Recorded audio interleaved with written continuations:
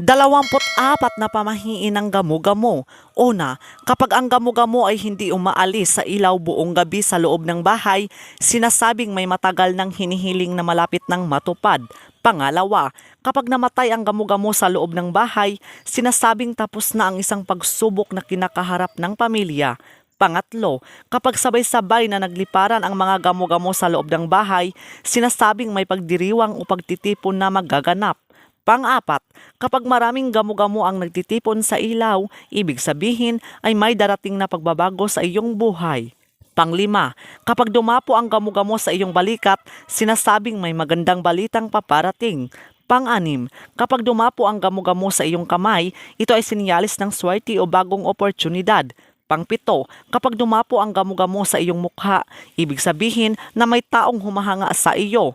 Pangwalo, kapag umiikot ang gamo-gamo sa iyong ulo, may taong palaging nag-iisip sa iyo. Pangsyam, kapag maraming gamo-gamo ang biglang dumating kahit walang ulan, sinasabing magbabago ang panahon. Pangsampo, kapag maraming gamo-gamo ang nagtitipon sa ilaw, ibig sabihin ay may darating na pagbabago sa iyong buhay. Panglabing-isa, kapag may gamo-gamo sa harap ng pintuan, sinyals umano ito ng paparating na bisita. Panglabing-dalawa, kapag pumasok ang gamo-gamo sa bintana, may darating na mensahe o balita. Panglabing-tatlo, kapag dumapo ang gamo-gamo sa larawan ng isang tao, sinasabing iniisip siya ng isang mahal sa buhay.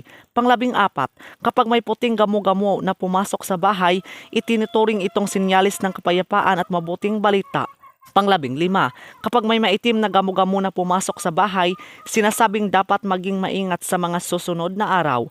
Panglabing-anim, kapag nakita ang gamo-gamo sa umaga, sinasabing magiging magaan ang takbo ng buong araw.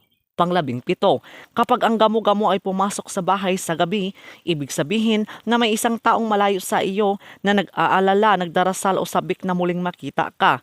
Panglabing-walo, kapag may gamo-gamo na dumapo sa iyong damit bago umalis ng bahay, sinasabing magiging maayos ang iyong lakad.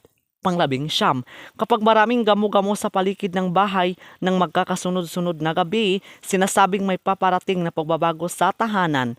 20, kapag nakakita ng gamo-gamo pagkatapos ng ulan, sinasabing may bagong simula o magandang pagkakataon na darating. 21, kapag ang gamo-gamo ay biglang nawala matapos umikot sa ilaw, sinasabing nalampasan ng isang panganib o pagsubok.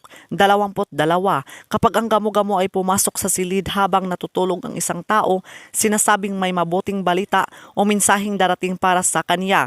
23, kapag may gamo-gamo na paikot-ikot sa kandila o ilawan, sinasabing may darating na mahalagang panauhin o masayang okasyon. 24, kapag ang gamo-gamo ay kusang lumabas ng bahay matapos itong pumasok, sinasabing kasabay nitong umalis ang malas at nagbibigay daan sa swerte. So yun lang po mga kaibigan, so please do subscribe and hit the notification bell para ma-update po kayo sa susunod na mga videos. Maraming salamat.